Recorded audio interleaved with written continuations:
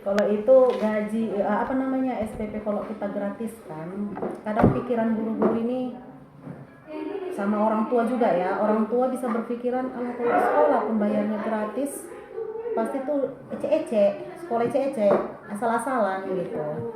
Jadi macam kita lah, yayasan kita berpikiran gini, kalau misalnya semakin tinggi SPP anak-anak, pasti kualitas yang kita harapkan juga semakin tinggi. Semakin rendah SPP aliasnya itu gratis kita bilang, pasti kan keinginan kita itu belum memadain gitu loh. Tuntutan untuk ke anak-anak itu pasti ya padanya aja lah, orang gratis kok. Itu ya. dianya. Jadi alhasil nanti seperti adalah salah satu sekolah tadi yang saya bilang digratiskan SPP. Pertama-tama setahun 2 tahun oke lah masih bisa, atau sebulan 2 bulan masih bisa lah berjalan. Masuk bulan berikutnya dia udah pusing memikirkan gaji guru dari mana mau dicari.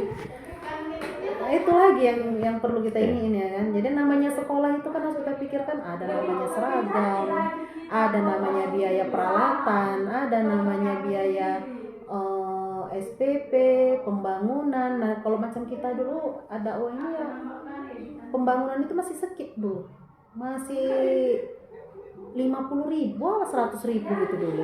Pembangunannya? Uang biaya pembangunan dikalikan jumlah siswa.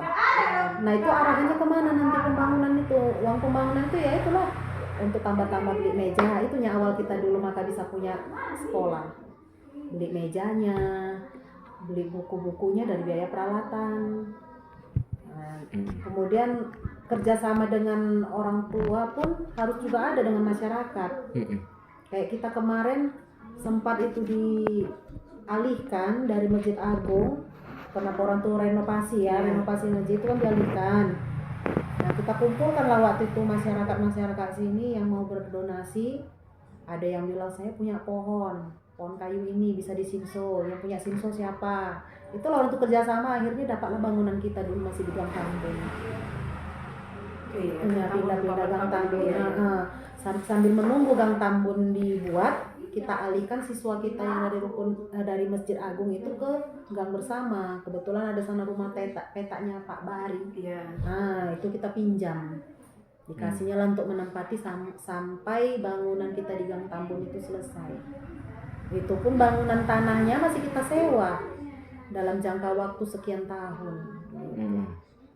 Ya lepas dari situ ya siap-siap lah kita bergerak lagi mencari donatur yang mana yang bisa membantu kita untuk mencari lahan. Itulah makanya kita dapat ini. Ini pun dari hasil wakaf orang juga nya yang bermurah hati untuk kita. Tapi kalau ditanya untuk biaya SPP kita gratiskan, nonsen lah itu, kurang ini nanti. Kurang apa? Kurang memadai nanti. Terakhir enggak lah meskipun gratis. Kalau pertama setahun 2 tahun oke lah, masih mungkin mau lah nanti orang tua itu. Terakhir nanti membanding-bandingkan dengan yang lain. Sekarang kan orang udah pintar loh. Biarlah mahal asal bagus gitu. Gengsi pula ada gratis. Iya. Walaupun dia kerjanya petani, masuk kita kan untuk membantu nih sama orang tua kan. Tapi kan pemikiran orang tua lain lagi nanti. Gitu ya. Iya. Kita namanya sekolah kan untuk pertama itu kita harus mikirkan juga gimana ya supaya anak-anak cantik. Kita buatlah seragam. Nah seragam pun kan butuh biaya. Itu juga dia.